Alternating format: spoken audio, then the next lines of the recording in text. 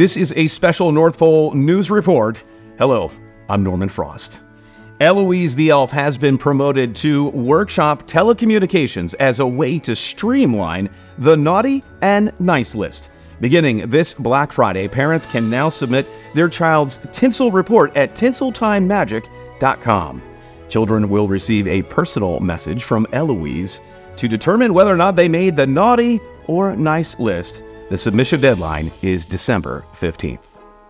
Coming up after 5, the Penguins sweep the Snowmen 78-30 in last night's Santa Cup Finals. Taylor Swiftmas and Truffle Kielce were seen boarding the Polar Express holding mittens. And your 7-day blizzard broadcast. This news report, a proud production of Mistletoe Media.